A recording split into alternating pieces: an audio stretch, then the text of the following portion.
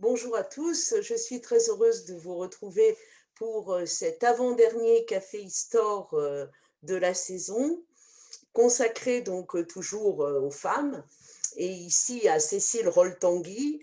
Alors, c'est un Café Histoire que Claude et moi avons été obligés d'enregistrer à l'avance, parce que vous savez que nous sommes dans la préparation de la Saint-Yves, et Claude doit enregistrer autre chose samedi, donc nous voilà partis pour un enregistrement du Café Histoire. Donc, ça veut dire que vous ne pourrez pas poser de questions à la fin, ce que je regrette. Si vous avez des questions, vous pouvez toujours me les envoyer, hein, ou les poser sur le site, et puis je vous y répondrai sans le moindre problème. Voilà. Alors, je vais aujourd'hui vous parler de Cécile Roll-Tanguy et de son mari, et de manière générale des femmes et des Bretonnes dans la résistance. Donc, en fait, dans un premier temps, je vais parler de Cécile Roll-Tanguy, et puis je terminerai par quelques images de résistantes, mais cette fois non plus à Paris, mais en Bretagne. Voilà, donc le programme d'aujourd'hui. Alors, je vais faire mon page d'écran pour que l'on... Allô, allô, voilà. Excusez-moi, je trouve que c'est toujours... Voilà, c'est un peu long. Je vais mettre en écran. Voilà, alors je vous ai mis pour commencer une des photos de la vieillesse de Cécile Roll-Tanguy. Cécile Roll-Tanguy, elle est morte en 2020. Hein, elle était née en 1919, elle est donc morte, elle avait 101 ans. Et elle est morte, petit clin d'œil de l'histoire, elle est morte un 8 mai. Hein, le 8 mai 2020. Et elle a jusque pratiquement à la fin de sa vie, elle a œuvré pour que la mémoire de la résistance soit faite. Et elle et son mari, d'ailleurs, Henri Roll-Tanguy, va dire la même chose pour la reconnaissance du rôle des femmes dans la résistance. Alors, peut-être le dire tout de suite, le nom de Cécile et Henri Tanguy se sont appelés uniquement Tanguy jusqu'à ce que le nom de guerre soit reconnu au début des années, au tournant des années 70. Et donc, Cécile s'appelle Le Bihan, et elle épouse donc Henri Tanguy. Et cet Henri Tanguy, pendant qu'il était en train de faire la guerre d'Espagne, il avait un ami qui s'appelait Théo Roll, et qui, lors de la bataille de l'Èbre, a été tué. Et donc, quand il a quitté la guerre d'Espagne et qu'il est rentré en France, il a pris comme nom de guerre ce nom de Roll qui lui rappelait Théo Roll et l'amitié qui les avait liés. Voilà, donc vous aurez l'origine du mot. Il faut voir que dans les femmes dans la résistance, entre 10 et 15% des résistants qui luttèrent contre l'occupation allemande en Bretagne, à Paris ou ailleurs, sont des femmes. Et ce sont des chiffres là que l'on connaît, mais dans la réalité, il y a eu beaucoup de femmes dont on a ignoré le rôle. C'est souvent quand leur mari meurt que l'on va se rendre compte du rôle qu'elles ont pu avoir. Et beaucoup d'entre elles ont fait ce qu'a fait Cécile Roll-Tanguy à l'époque, c'est-à-dire taper un certain nombre de textes et puis servir d'agent de liaison. Donc voilà, on va suivre son histoire, qui est une belle et courageuse histoire. Donc avec d'abord les origines de sa famille. Donc, elle s'appelait Cécile Le Bihan. Elle est née à Royan. Donc, on est loin et de Paris et de la Bretagne. Et elle restera très peu de temps. Là, on la voit sur la plage de Royan, mais en fait, elle quitte Royan quand elle a 2 ans et demi, mais elle va garder un certain attachement. Elle y retournera. Ici, c'est au milieu des années 30. Et la famille donc de Cécile va quitter la région de Royan et ils vont monter à Paris, comme on disait à l'époque.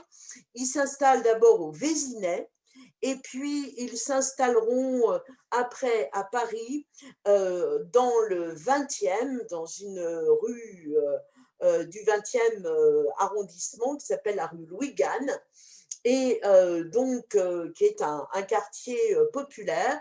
Et ils vont habiter ce que l'on appelait à l'époque les HBM, c'est-à-dire les habitations bon marché, qui avaient été construites dans la période de l'entre-deux-guerres dans la capitale et qui étaient un habitat dans lequel vous aviez énormément de mélange de populations, avec à la fois les populations de la migration intérieure, en particulier des Bretons, et puis des gens originaires de la migration plus lointaine. Il y avait des Italiens, des Espagnols, des Portugais, des Polonais dans ces ensembles d'habitations. Ses parents sont une famille d'ouvriers relativement modeste, voire très modeste. Sa maman s'appelle Germaine, elle est femme au foyer et elle gardera, elle est très proche des engagements politiques, on va le voir, de son mari. Et quand plus tard, pour lutter contre le fascisme, Cécile va adhérer au Parti communiste, sa mère va adhérer en même temps qu'elle au Parti communiste. Mais que ce soit son père ou sa mère, ses parents ont été des militants pendant toute leur vie. Et donc, elle va grandir. Alors, je ne dirais pas qu'elle grandit au milieu des meetings, mais c'est presque ça. Son père s'appelle François, il est électricien. Et avant la guerre de 14, il est membre de la SFIO, c'est la section française de l'Internationale ouvrière.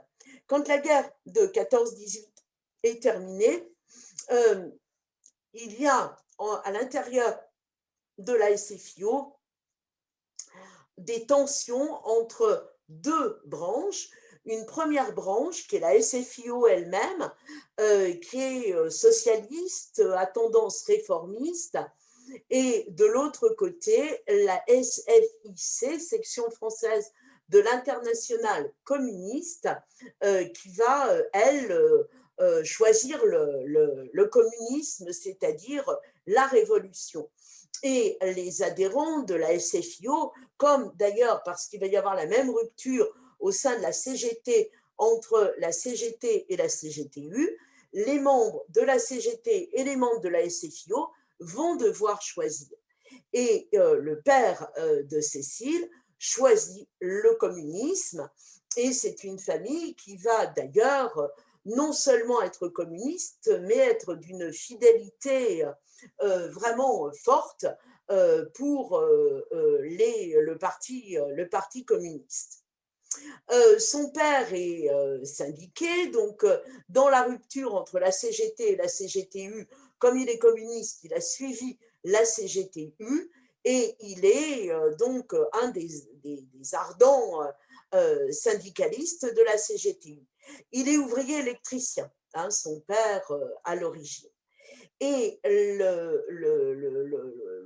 malheurs du père de Cécile vont profondément marquer la famille parce que à la veille de la guerre, il y a le pacte germano-soviétique, il y a en même temps le soutien des communistes au pacte germano-soviétique Il y a ensuite, dans la foulée, l'interdiction du Parti communiste et les Allemands, quand la France est occupée, ne veulent évidemment pas du Parti communiste. Et son père va être accusé de vouloir recréer un parti communiste. Il est arrêté, il est déporté à Auschwitz, c'est l'image du bas, et il va y mourir. Hein. Et il est clair que la famille est dans son ensemble profondément marquée. D'autant plus que le militantisme de son père avait vraiment ouvert cette jeune fille aux revendications, aux espoirs d'avenir. Et la famille recevait régulièrement des militants communistes qui venaient d'un peu partout. Il y avait des Espagnols, des Allemands, des Hongrois, des Tchèques, à une époque où, évidemment, vous aviez tous ces gens d'Europe de l'Est qui arrivaient et qui venaient pour participer à l'élan du communisme international. Donc, elle a vu passer tout ça. Alors, la vie d'une jeune fille de l'époque, elle est bonne élève. Bonne élève, ça veut dire le certificat d'études. Et quand elle réussit son certificat d'études, eh bien, on va lui proposer de faire un cours complémentaire pour obtenir ce qu'on appelait le brevet élémentaire. Et à ce moment-là, eh bien, elle va rentrer au cours Pigier, c'est toute une époque, hein, de sténodactylo, et elle va devenir sténodactylo. Alors, elle fait ses stages, c'est assez drôle, elle fait des stages au secrétariat administratif de la CGT, donc de là où travaille son père, la compagnie parisienne de distribution d'électricité. Elle travaille à la Fédération de l'éclairage CGT et elle est finalement, en 1936, embauchée au syndicat des métaux de la région parisienne. Il y a un pool là de sténodactylo et elle y est embauchée. Et là, au syndicat des métaux de la région parisienne, il y a un secrétaire et ce secrétaire s'appelle Henri Tanguy. Et c'est là la première rencontre qui va avoir lieu entre les deux. Lui, il est originaire de Morlaix. Il a quitté l'école à 13 ans et c'est un militant de la cause sociale de la première heure. Quand il arrive au syndicat des métaux de la région parisienne, il a travaillé dans pas mal d'entreprises et dans ces entreprises, il a régulièrement été mis à la porte parce qu'il organisait aussi régulièrement des grèves et qu'il était considéré donc comme particulièrement dangereux. Alors, elle travaille là et elle s'engage comme pas mal de jeunes filles de l'époque, hein, dans d'autres organisations, en particulier l'Union des jeunes filles de France. Et cette Union des jeunes filles de France, elle y adhère aussi en 1936. Hein, elle prend véritablement son envol dans ces années-là. Et là, on lui demande si elle veut bien parrainer, je ne sais pas si marrainer existe, mais si elle veut bien parrainer un engagé, quelqu'un qui s'engage dans les brigades internationales lors de la guerre d'Espagne. Alors, il y a plusieurs de ces jeunes filles qui vont s'engager. Elles vont devenir des marraines de guerre. Et donc, elle va devenir la marraine de guerre d'Henri Tanguy, qui est qui va être donc engagée dans cette guerre d'Espagne.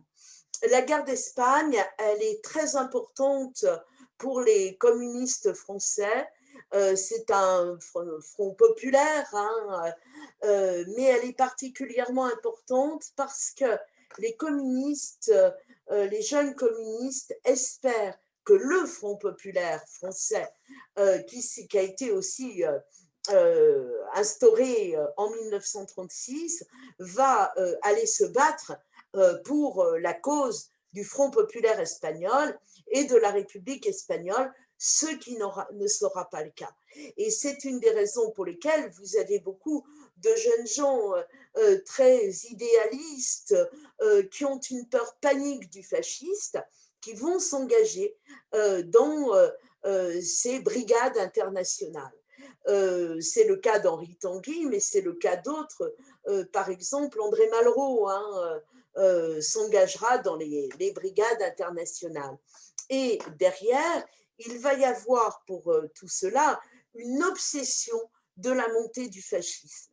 Alors, c'est d'autant plus vrai en France qu'il y a eu en 1934, le 6 février 1934, une tentative de coup d'État fasciste qui a été arrêtée, mais qui a montré que même quand on est un pays comme la France, avec une certaine stabilité politique, on n'est pas à l'abri du fascisme.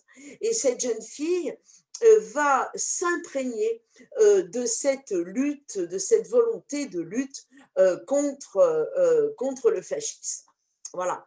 Donc, elle est la marraine de guerre et en fait, quand il revient, eh bien, ils vont se marier un peu avant la guerre, en avril, le 15 avril 1939. Et donc, à ce moment-là, Cécile va quitter le syndicat des métaux parce que dans les syndicats à l'époque, il y avait une règle qui faisait que les époux ne devaient pas travailler au même endroit. Donc, elle va quitter le syndicat des métaux pour aller travailler pour le Parti communiste espagnol clandestin, où elle n'aura pas énormément de travail. Et du coup, elle va militer, participer à des réunions, et en particulier, elle va se rapprocher d'un comité qui est le comité d'aide à l'Espagne républicaine, qui traduit à la fois l'opposition au fascisme et puis le soutien à la guerre d'Espagne. Voilà, donc ils vont se marier et autour d'eux,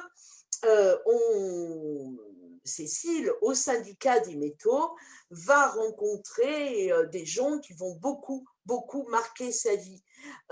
Trois hommes en particulier qui sont des résistants. Le plus connu, c'est celui de gauche, hein, Jean-Pierre Timbaud, qui était mouleur, un des secrétaires qui avait été dans les années 30 secrétaire de la Fédération des métaux et ensuite qui avait été un des dirigeants de la CGT en région parisienne et qui est un militant communiste très important. Henri Gauthier, qui, lui, est originaire du Havre au départ et puis qu'elle rencontre aussi au syndicat des métaux, lui va mourir en déportation à Monowitz et Jean-Pierre Timbaud, lui, il va être fusillé, vous savez, dans les otages qui sont les otages de Châteaubriand. Ah. Henri Gauthier, elle sera très proche de la femme d'Henri Gauthier qui s'appelle Marcel et qui, quand elle connaît des difficultés familiales importantes, on va le voir, va énormément l'aider. Et puis le dernier, c'est Henri Jourdain, qui est un dirigeant de la CGTU. En fait, puis de la CGT, en fait, il y a eu la CGT, la scission CGTU-CGT, et ensuite, ils vont se remettre ensemble et former à nouveau une CGT globale. Et il est un des grands dirigeants des syndicats à l'échelle planétaire, hein, européenne, pardon, cet Henri Jourdain. Et c'est, si vous voulez, le premier noyau qui va la pousser, avec évidemment Henri Tanguy, qui va la pousser à s'engager sur le plan politique. Voilà. Donc, bon, ici, je vous ai mis un des portraits. C'est pas facile hein, de trouver des images et de Cécile et d'Harold Tanguy. C'est un peu toujours les mêmes, mais bon.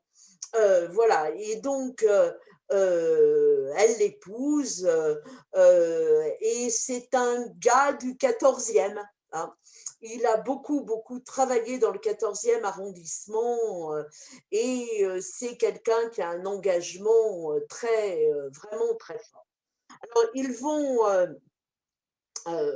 toujours privilégier leur vie familiale. Ils auront 5 enfants.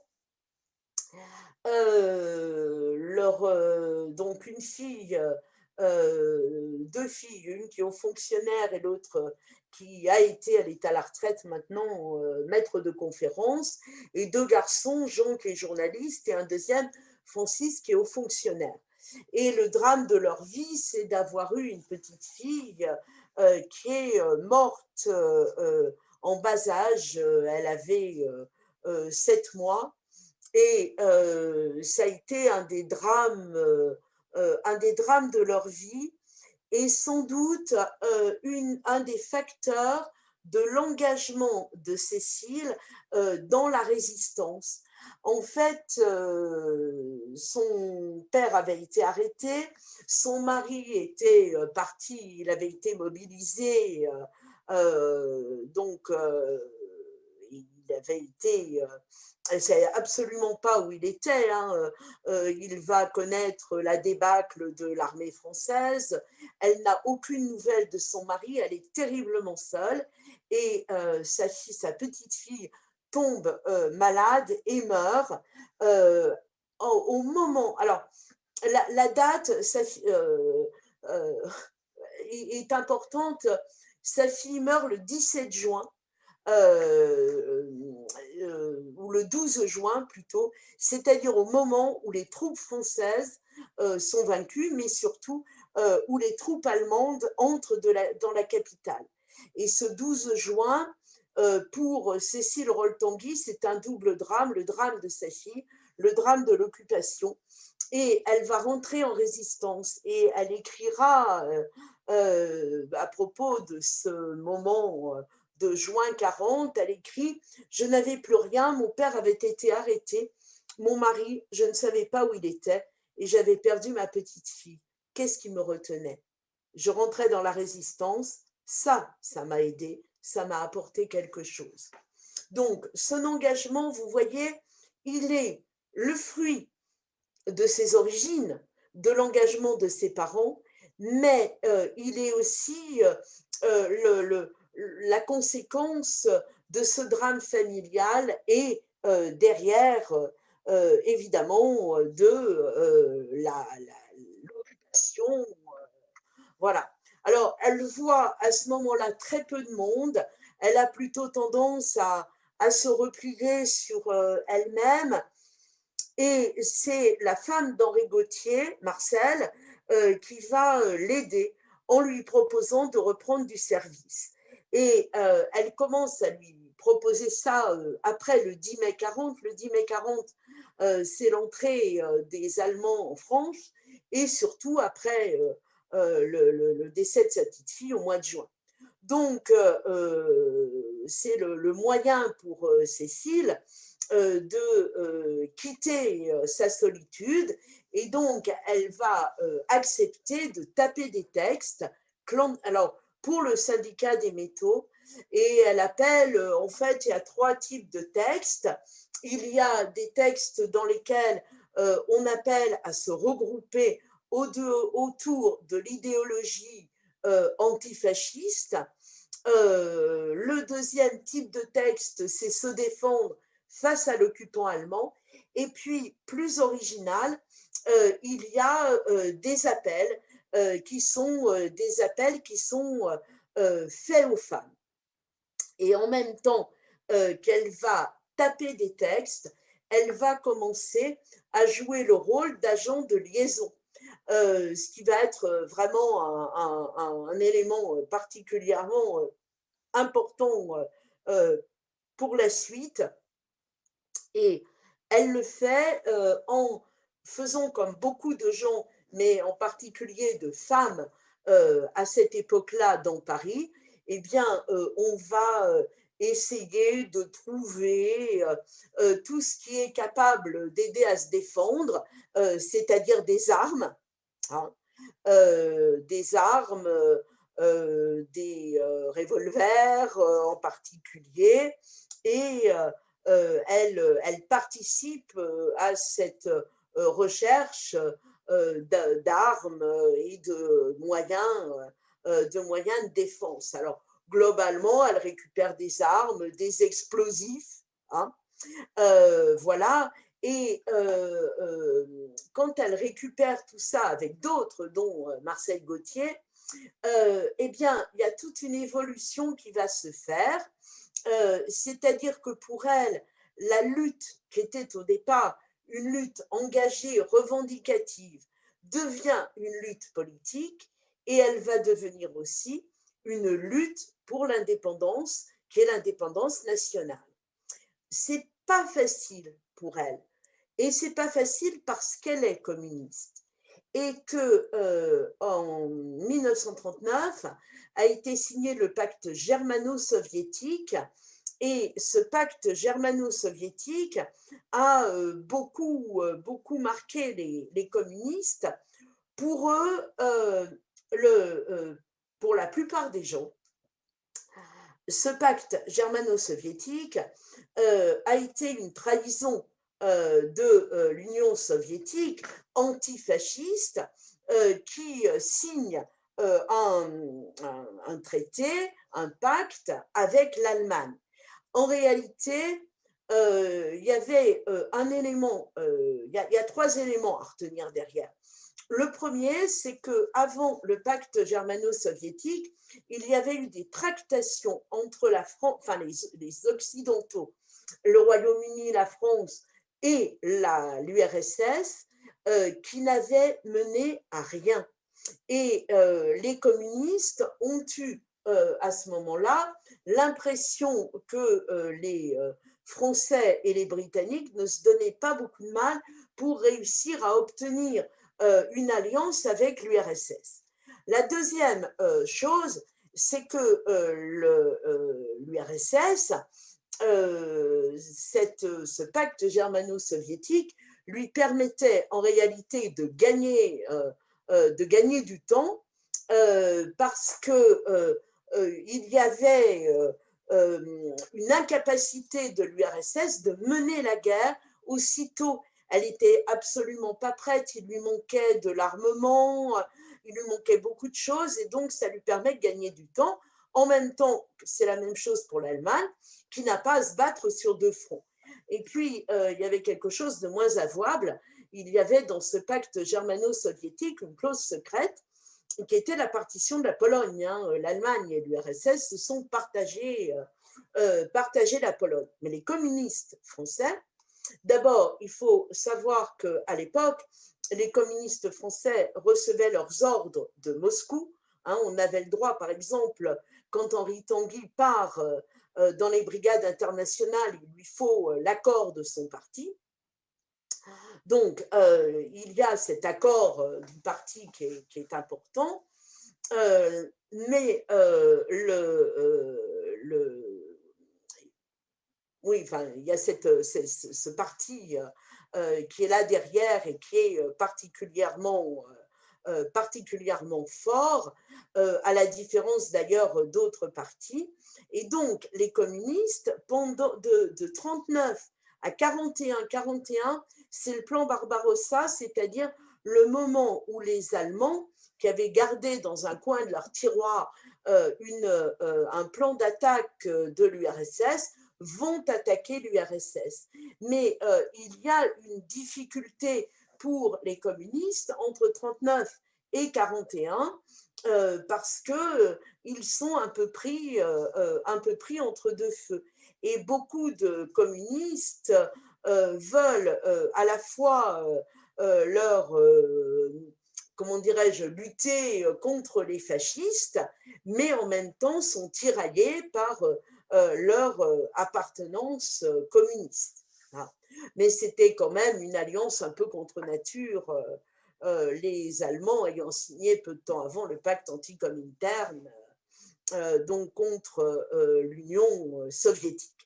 Alors, donc, Cécile va commencer ainsi son entrée dans la résistance et en fait, on ne peut pas dire que les ambitions soient très importantes. Donc, l'engagement anticommuniste, hein, je vous l'ai mis sur cette diapositive-là, en fait, ce qui va beaucoup marquer les communistes de l'époque, et Cécile Roltanguy par exemple, c'est que quand il y a ce pacte germano-soviétique, il va y avoir une répression anticommuniste. Et donc, pour ces communistes purs et durs, ils vont avoir l'impression que l'on va vouloir mener une guerre, ça c'est sûr, mais une guerre contre la classe ouvrière plutôt que contre Hitler. Et ils resteront fidèles jusqu'au bout, pour la plupart d'entre eux, à leur parti. Alors, son mari l'avait beaucoup poussé à se lever contre le fascisme, et c'est grâce au lien que Cécile a mené qu'il va échapper à l'arrestation. Et Henri Gautier a été arrêté, et c'est par l'intermédiaire de Cécile qu'Henri Tanguy va être prévenu du risque d'arrestation et qu'il va plonger dans la clandestinité. En fait, elle lui sauve quelque part la vie. Alors, elle va avoir des objectifs, hein, de lutte contre le fascisme, mais ce sont des objectifs qui sont au final assez limités, ou on pourrait dire assez modestes. Hein. D'abord, l'élément, peut-être le premier, elle est jeune, et malgré la mort de sa fille, elle veut pousser à lutter contre la résignation et le fatalisme. Elle veut aussi détruire le mythe Pétain, parce que le maréchal Pétain, vous savez, c'est le héros de Verdun, le vainqueur de Verdun, donc de la guerre de 14.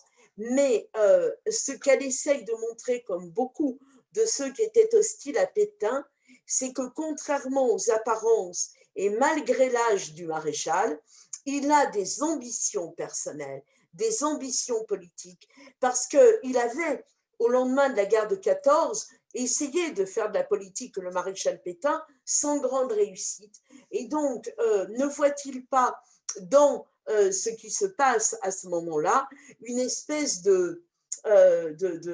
comment dirais-je, de revanche, si on va assez loin, par rapport à son échec politique de l'immédiate après-guerre. Hein. Bon, ils veulent aussi dire aux gens de manifester leur mécontentement, appeler à des actes revendicatifs, regrouper les gens et chercher à leur redonner confiance. Et vous voyez, ça peut ressembler à ce qu'on appelait la défense passive, hein, mais ça va quand même un peu plus loin que la défense passive, ou la résistance passive plutôt, excusez-moi. Donc, elle va devenir, au moment où son mari va pouvoir revenir, elle va jouer un double rôle, elle est secrétaire, et donc elle continue de taper à la machine, et puis elle va servir d'agent de liaison. Alors, les agents de liaison, ils transportent des tas de choses, des papiers, dans ce qu'ils peuvent, c'est-à-dire dans leurs chaussures, parfois dans leurs ceintures. Combien de femmes ont transporté des choses à l'intérieur de leur soutien-gorge. Voilà. Mais Cécile va, après la mort de Françoise, va avoir des enfants. Et agent de liaison, elle va le faire avec le landau de ses enfants. Alors, pas seulement le landau, elle va au marché, donc, je ne sais pas, sous les rutabagas, les pommes de terre, les poireaux de son cabas, eh bien, elle va cacher un certain nombre de choses. Elle cache des pistolets, des grenades, des détonateurs, et la même chose dans le landau de ses enfants. Qu'est-ce qui se méfierait d'une mère de famille poussant son landau pour aller au marché acheter des poireaux, hein? Pas grand monde, et donc, si vous voulez, ça va lui permettre de passer un peu inaperçu avec ce système, parce que faut quand même bien vous imaginer, vous le savez, mais qu'à l'époque, on vivait dans la menace permanente.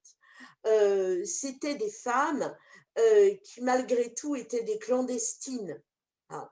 Et elles avaient à se prémunir de l'insécurité permanente, le risque de rafle, hein, contre les juifs, mais aussi contre les communistes, contre les gens de la Troisième République.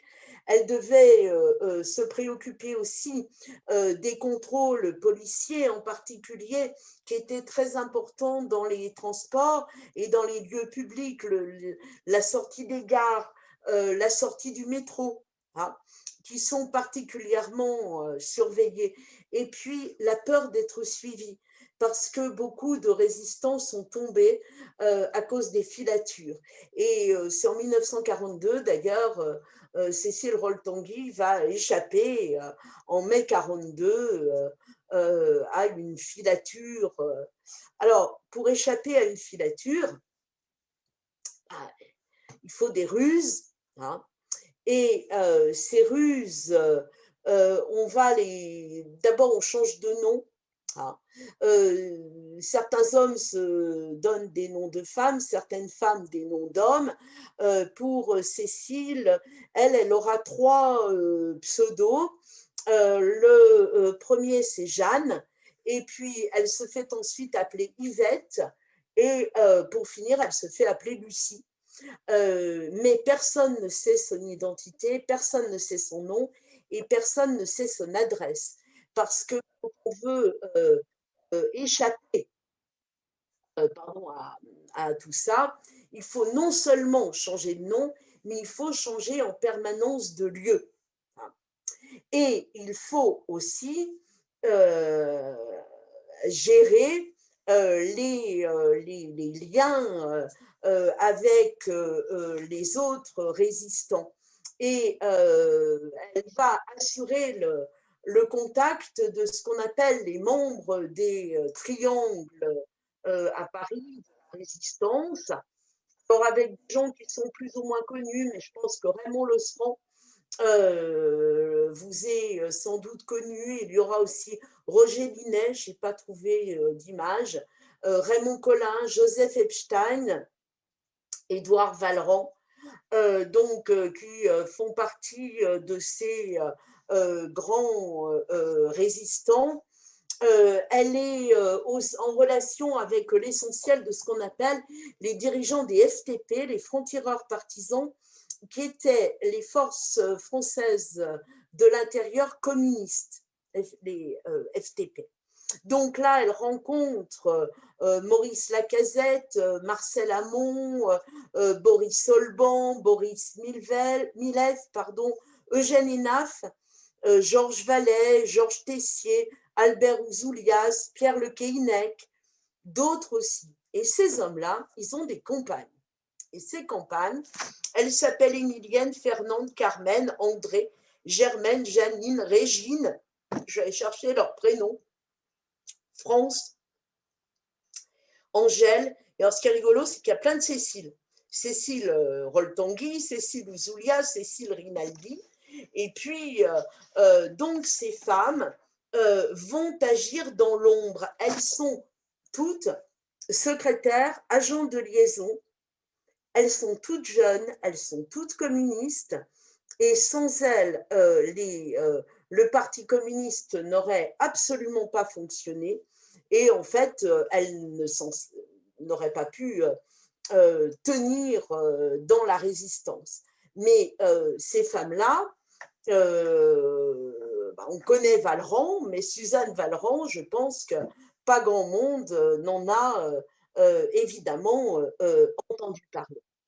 Et ces femmes, eh bien, elles n'ont pas peur. Et l'expression de Cécile Roltangui, c'est de dire, ben, finalement, on ne ferait rien ou on ne fait rien si on a la peur au ventre.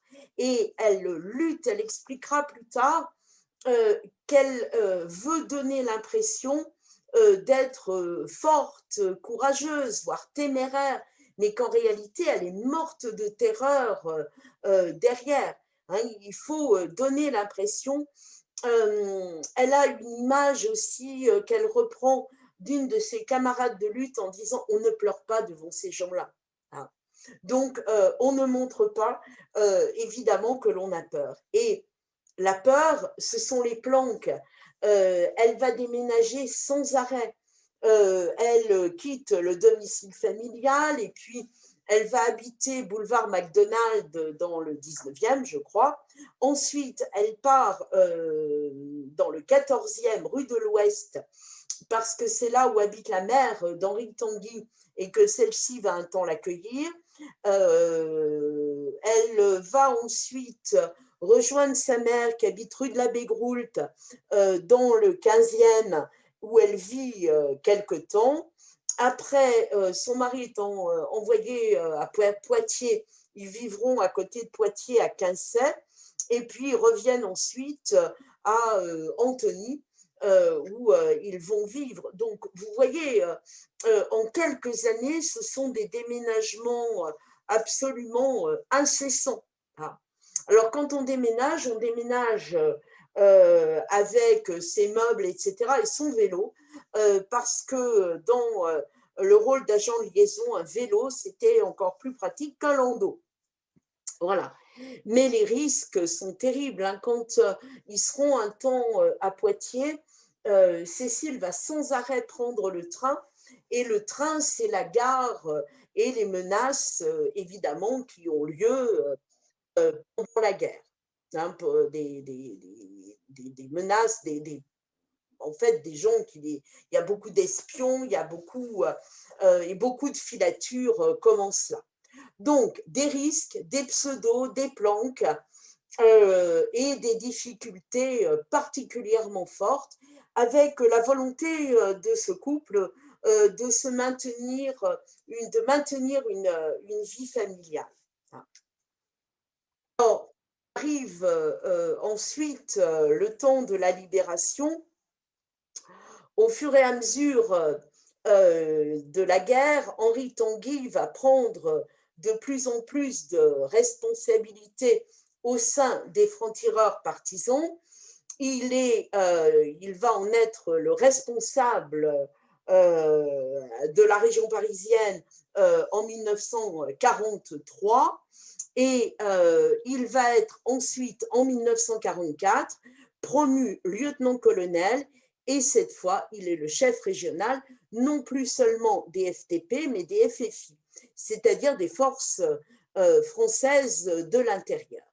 Et à partir du moment où il devient 43-44 chef des FTP et des FFI, il ne va plus avoir qu'une seule obsession, c'est l'obsession de la libération de Paris.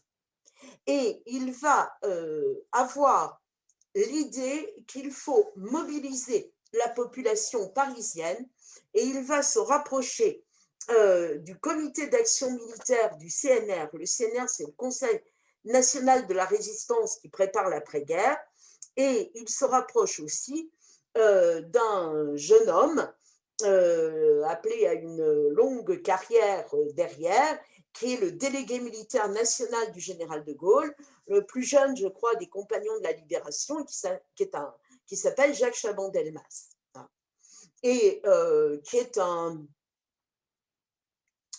centriste. Voilà. Un centriste, ce sera un homme politique social, Chaban. Alors, ils vont préparer ça. C'est le mois d'août. Alors, ce qui les projette aussi dans cette décision, c'est le débarquement. Hein, la Normandie, l'avancée des troupes vers Paris, et en gros, l'avance des Alliés en Normandie donne le signal de l'insurrection. Le 10 août, des grèves éclatent dans Paris. Le 18 août au matin, c'est une grève générale. Et entre-temps, le 15 août, le Rol-Tanguy a lancé un appel aux forces de l'ordre pour que les forces de l'ordre se rangent aux côtés des FFI. Et entre le 18 et le 19 août, dans la nuit, Cécile Rol-Tanguy va rédiger et taper à la machine, avec, sous la dictée d'Henri, l'appel à l'insurrection des Parisiens. Alors, c'est un texte qu'on va faire se répandre dans Paris. Aux patriotes aptes à porter les armes, la France vous appelle aux armes citoyens. Et voilà. Et donc, à ce moment-là, je ne dirais pas que l'insurrection est lancée, mais elle est prête. Et Rol-Tanguy est obligé de se mettre dans un endroit relativement protégé. Et ils vont donc se mettre avenue d'Enfer Rochereau. Alors, le colonel, il passe en revue les troupes FFI, là c'est en octobre 1944, et il appelle aux barricades. Je ne sais pas pourquoi c'est en anglais, mais c'est pas grave, hein, ce sont les barricades de 1944. Alors, ils se sont installés dans le PC de Rol-Tanguy, c'est à Denfert-Rochereau. Denfert-Rochereau et de manière générale tout le 14e, c'est une des grandes zones de résistance de Paris, avec beaucoup de Bretons d'ailleurs dans le quartier de Denfert-Rochereau qui vont participer à la révolte et à l'insurrection parisienne. Donc, ils sont sous terre, hein, à la limite des catacombes. Hein, Cécile Rol-Tanguy dira qu'elle avait d'ailleurs l'impression qu'elle était dans les catacombes. Donc, ils sont vraiment très profondément, je crois qu'il y a une centaine de marches pour descendre au fond du PC de Rol-Tanguy. Et c'est là, au fin fond du fond des catacombes, que l'insurrection est lancée. Alors Cécile, elle tape, elle tape, elle tape, elle expliquera plus tard que quand elle ira au musée du général Leclerc, à l'époque à Montparnasse, et qu'elle voyait des documents, elle me disait « Oh là là, mais c'est moi qui les ai écrits et qui les ai tapés », et elle reconnaissait des formulations, mais elle en avait tellement fait et dans une espèce de stress permanent qu'elle les avait quasiment oubliés. Alors, pendant la semaine de l'insurrection parisienne, Cécile vit dans le PC souterrain d'Enfer-Rochereau et elle continue de travailler avec toute une équipe de dactylos qu'on avait fait venir et qui travaillait donc pour l'état-major des FFI. Et c'est clair que dans cette semaine d'insurrection, sans doute, Rol-Tanguy et les siens se sont trouvés à un moment donné un peu dépassés, hein, mais dans la réalité des choses, ils ont quand même fait largement ce qu'il fallait. Alors, on arrive là au 24 août, et le 24 août au soir, les premiers chars de la 2e division blindée, la 2e DB de Leclerc, entrent dans Paris. Et là, il y a une scène assez rigolote. Il est évident que les gens qui sont dans le souterrain, les résistants, laissent éclater leur joie. Et toutes ces jeunes filles, bien jeunes, elles vont faire une bataille de polochon. Hein, ça ne s'invente pas, la bataille de polochon. Et entre filles, sauf que quand son mari est rentré, il lui a dit, mais enfin, je te rappelle, tu es quand même la femme du colonel, donc il ne faut pas faire n'importe quoi. Et elle, elle n'a eu aucun remords et elle n'a jamais regretté les gronderies de son mari lui sont passées bien au-dessus de la tête. Donc, on en arrive à la libération donc, de Paris. Donc, le colonel Roltanguy, assis, et derrière lui, l'état-major des FFI de la libération de Paris, donc dans les catacombes sous la place d'Enfer Rochereau.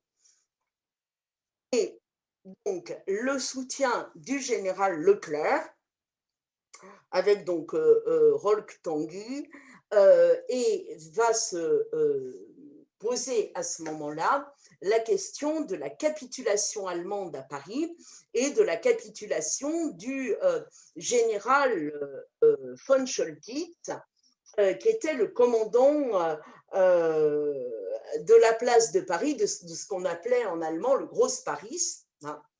Et là, c'est plus ambigu, parce que quand von Choltitz capitule,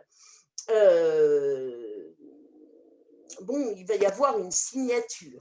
Et la signature de la capitulation, Roltanguy obtient, sans doute de Leclerc et de Chaban, le droit de la signer. Et elle est signée par Roltanguy. Et De Gaulle, qui pourtant tutoiera Roltanguy et eh bien, ne va pas accepter, ne va très mal accepter le fait que un communiste signe avec les autorités de la République. Et De Gaulle fera des remontrances violentes à Leclerc à propos de ça. Voilà, donc après la guerre, eh bien, Cécile Roltanguy va se mettre à participer à cette transmission qui est particulièrement importante. Vous savez, quand la guerre a été terminée, il y a beaucoup de gens qui vont considérer, bon, bah, c'était fini, tout le monde en a bavé, les résistants en ont bavé, les non-résistants en ont bavé aussi. Et donc, à ce moment-là, il va falloir petit à petit imposer le devoir de mémoire. Et imposer le devoir de mémoire, eh bien, le colonel Roltanguy va le faire, mais sa femme va le faire aussi. Et il va rappeler, lui, le rôle essentiel des femmes dans la résistance. Et puis, il meurt en 2002, et Cécile va prendre le relais, en quelque sorte, de son mari.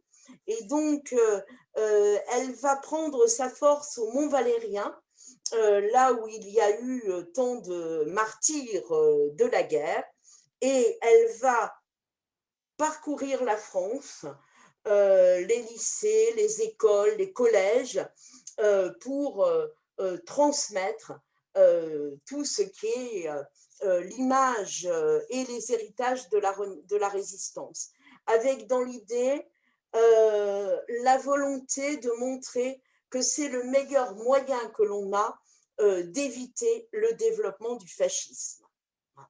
Et c'est jusqu'à son dernier souffle qu'elle va faire ça.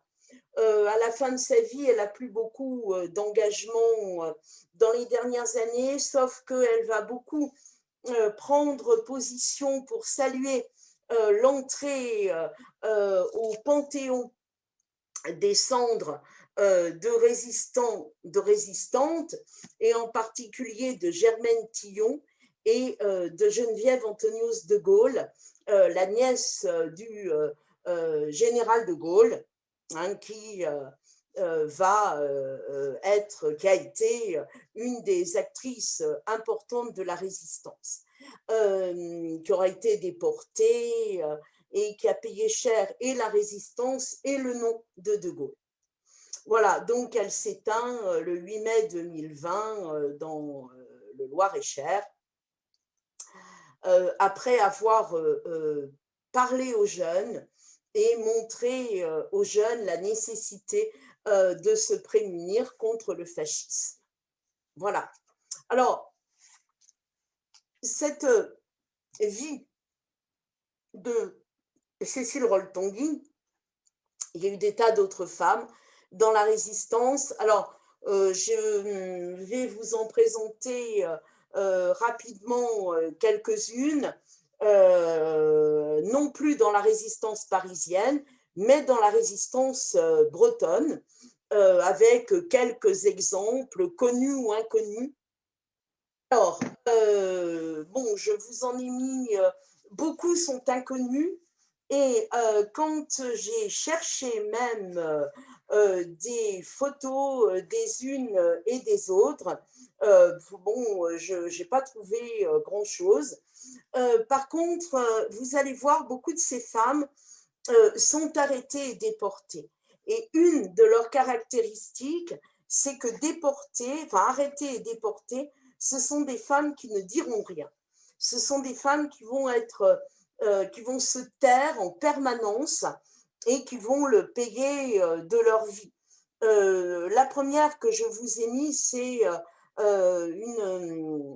Simone Leport, c'est dans le Morbihan, donc où elle va jouer le rôle d'agent liaison du groupe de résistance de son mari, où elle héberge des résistants dans sa ferme et où elle est arrêtée, elle est dénoncée. Les Allemands vont brûler sa ferme, l'arrêter, l'envoyer à Ravensbrück, où elle mourra sans avoir dit la moindre chose. Alors la deuxième, c'est Huguette Gallet. Alors elle fait partie de ce qu'on appelle le réseau Gallet. Alors j'ai cherché des images où elle était jeune et malheureusement je n'en ai pas trouvé. Le réseau Gallet, c'est en Bretagne, c'est à Fougères, hein. Donc ils stockent des armes, ils aident des gens, des combattants à passer en zone libre en Angleterre. Ils hébergent des officiers de l'Intelligence Service, ils organisent des retours de parachutistes vers l'Angleterre. Et elle, Huguette Gallet, quand la guerre commence, elle est élève infirmière et elle a à peine 20 ans. Et elle va organiser des passages en zone libre, envoyer des courriers. Elle va aussi travailler pour aider à cacher des armes. Elle va soutenir des prisonniers et servir d'agent de liaison entre le prisonnier et sa famille.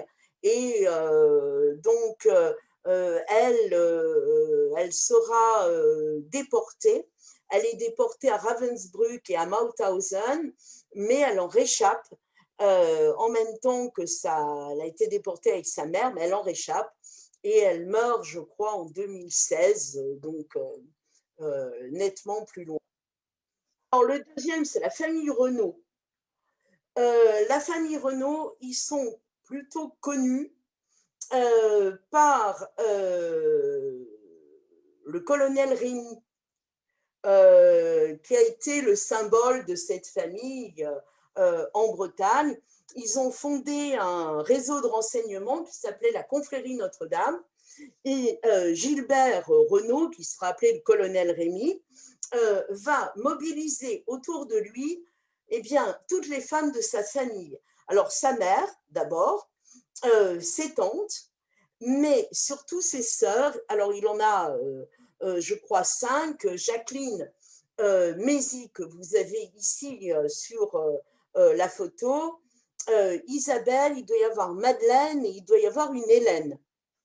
Et ici, donc, c'est la reconnaissance du travail de ces filles dans le réseau. C'est Mézy Renaud qui est là. Et Mézy, elle est secrétaire du réseau, elle trie les informations, elle est en lien avec la radio à Londres, elle sert évidemment aussi, comme toutes ces filles, d'agent de liaison, et elle est en fait arrêtée parce que à l'intérieur du réseau, il s'est passé ce qui s'est passé souvent. Le réseau a été infiltré par des collaborateurs et en fait, ils sont dénoncés et Isabelle et Mézy sont arrêtées et torturées par la Gestapo. Et là encore, elles se taisent, elles n'ouvriront pas la bouche, elles ne donneront personne et elles sont donc déportées. La mère du colonel Rémy est arrêtée, les autres sœurs sont arrêtées elles aussi, et tout le monde se tait jusqu'au bout, avec Mézy qui reviendra de Caen. Et ils vont s'entourer de femmes qui sont des femmes qui auront un rôle particulièrement important, en particulier une qui s'appelle Marie-Jeanne Le Bozec, qui sera la secrétaire particulière du général de Gaulle. Je crois que j'y reviendrai. Alors, troisième exemple, c'est cette toute jeune fille qui s'appelle Agnès de la Barre de Nanteuil. C'est une vieille famille normande. Et puis, la famille va s'installer dans les années 30 en Bretagne, dans le Vantais. Ils s'installent à Tex d'abord et puis ensuite à Vannes. Et dès l'instant où la guerre commence, où l'occupation allemande arrive, la famille d'Agnès de la Barre, ses parents, vont entrer dans la résistance dès le départ. Et du coup, les enfants qui sont autour, eh bien, ils vont finalement, en quelque sorte, en faire autant. Et donc, elle est scout, hein, elle est même cheftaine scout et elle va camoufler dans son uniforme de scout beaucoup de choses pour transmettre des messages. Alors elle mettait beaucoup les choses dans ses chaussures et dans le guidon du vélo. Elle démontait le guidon du vélo et puis elle mettait à l'intérieur du guidon des petits rouleaux de papier et donc des messages cachés dans le guidon du vélo. Elle ne va pas se contenter de ça. Elle va se rendre dans les endroits où on cache des résistants. En particulier, elle va se rapprocher d'une autre femme dont on parlera, qui est mère Yvonne Aimée de Malétroit, qui cachait des résistants. Et elle va aussi, cette jeune fille, elle va faire des opérations de balisage. Le balisage, vous savez, c'était quand il y avait les parachutistes qui arrivaient, il fallait baliser la piste qui était leur piste d'atterrissage. Et elle avait des tas de jeunes camarades qu'elle a entraînés avec elle dans la résistance. Et évidemment, elle va être comme beaucoup, elle est suivie, dénoncée. Elle allait régulièrement à la messe chez les frères mineurs et elle a été repérée sur le trajet entre chez elle et les frères mineurs. Et un jour où elle revient de la messe, eh bien, elle a la mauvaise surprise de découvrir chez elle la Gestapo. Et en fait, la Gestapo avait frappé à la porte, c'était son frère qui avait ouvert et qui les avait laissés rentrer. Donc, elle est arrêtée, elle est emmenée à la prison de Vannes, et comme elle se tait, on l'emmène à la prison de Rennes, et là, elle est torturée, mais d'une manière ultra violente. C'est à la prison Jacques Cartier de Rennes. Ils n'ont aucune pitié pour cette jeune fille, jeune femme, hein, et elle ne parle pas. Elle se contente de vouloir rayonner de la joie et de la foi, mais voilà, et elle fait partie du nombre des prisonniers avec une de ses sœurs qui sont mis dans des wagons à bestiaux pour les envoyer vers l'Allemagne. Mais il se trouve que sur le chemin à Langeais, le train est mitraillé par les avions de chasse britanniques, le train est arrêté et Agnès est blessée.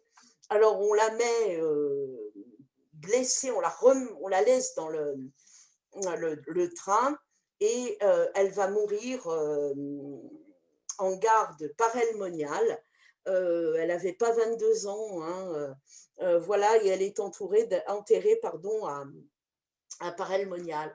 Alors, réalité ou pas, on raconte que quand on a ouvert le train, il y avait cette jeune femme mourante et autour d'elle des femmes en larmes qui priaient.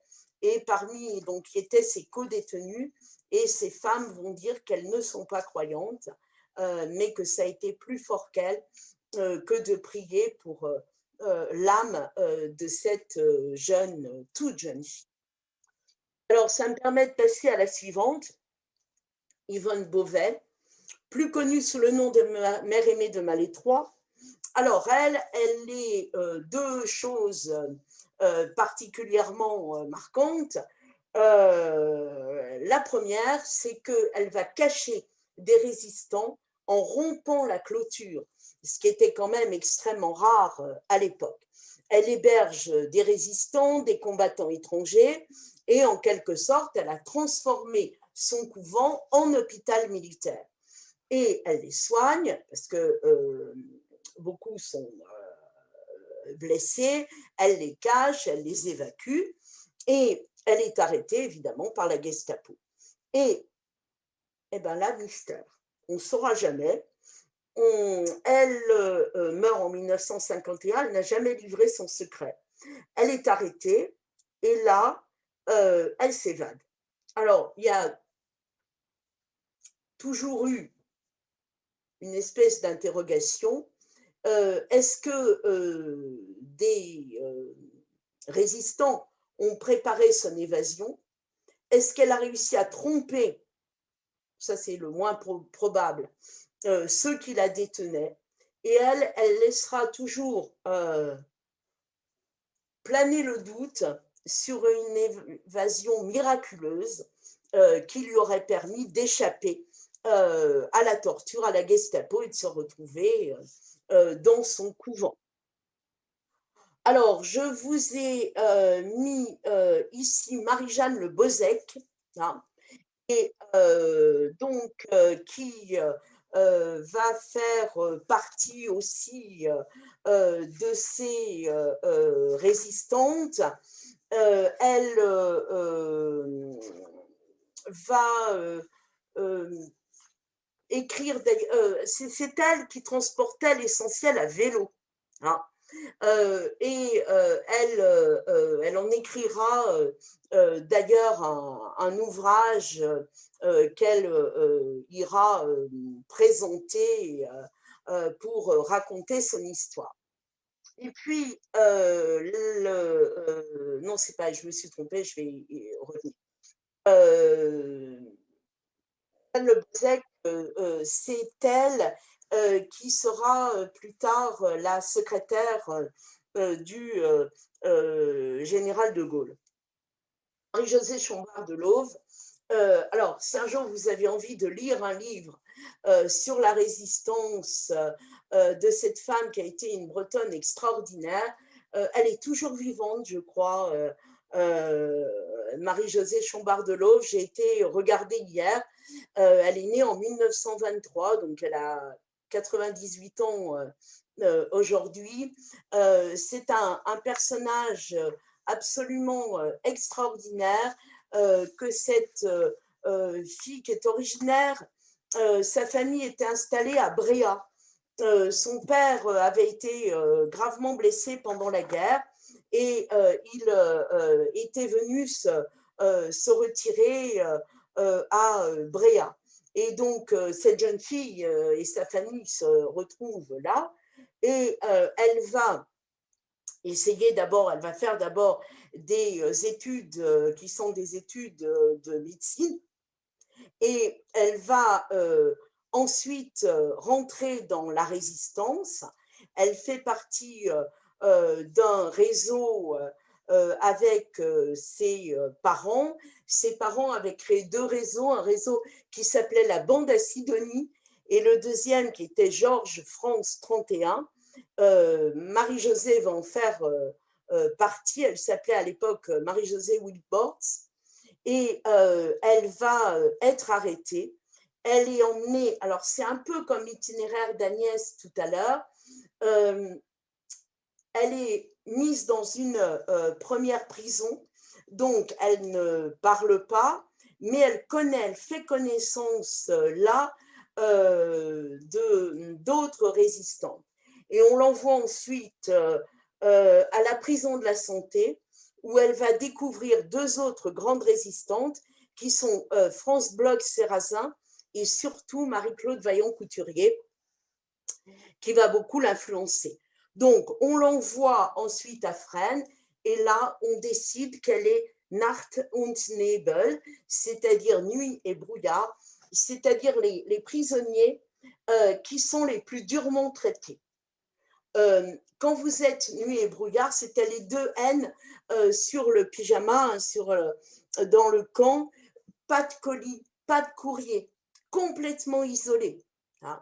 Et donc, elle est envoyée à Ravensbrück avec sa mère. Son père sera déporté à Borenwald où il va mourir et elle échappera, sa mère aussi, donc à la mort dans les camps.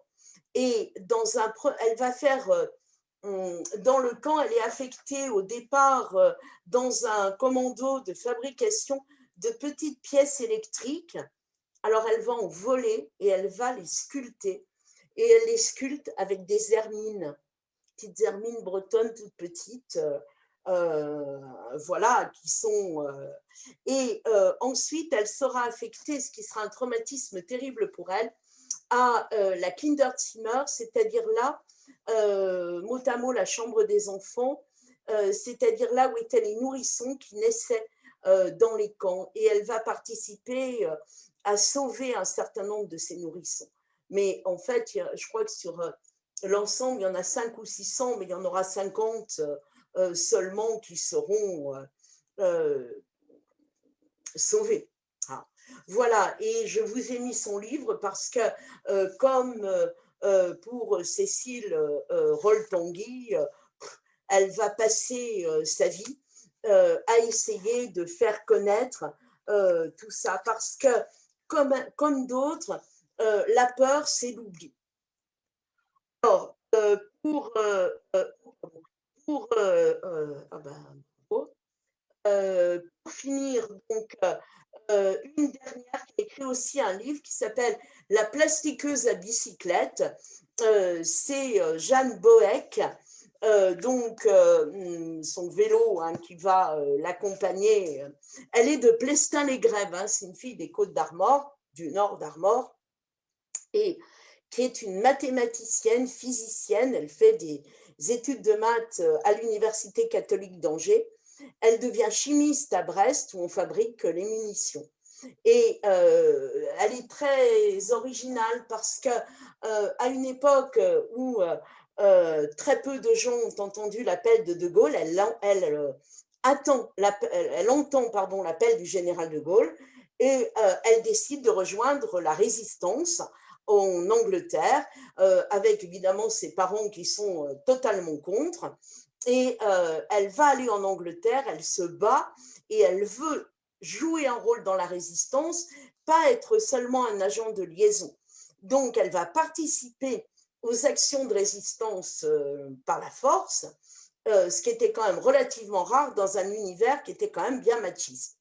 Et elle va suivre des stages, elle apprend à faire du sabotage, elle sait faire du parachutisme, elle va même être une des 5 femmes, je crois seulement, qui ont été parachutées en tant que Françaises libres.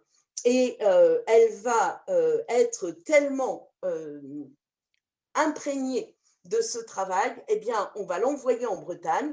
Et là, elle va former les résistants, et en particulier les résistants du fameux maquis de Saint-Marcel. Elle les forme au sabotage et au maniement des explosifs. Ah. Ceci dit, elle avait demandé à participer à des combats et on ne lui en donnera jamais le droit. Voilà. Donc, j'espère que ces visages de femmes vous auront donné envie. Il y a un excellent livre sur le colonel Rol-Tanguy où on parle pas mal de Cécile. Et puis, La plastiqueuse à bicyclette et Résister toujours de Marie Chambard de l'Auve. Voilà, je vous remercie beaucoup. Je vous donne rendez-vous au mois de juin pour le dernier Café Histoire de l'année que je ferai avec Claude, puisque nous allons rendre hommage dans ce Café Histoire à une des anciennes de la mission, Suzanne Asquette, pour laquelle nous avons tous, je dirais, une grande tendresse. À bientôt, merci beaucoup.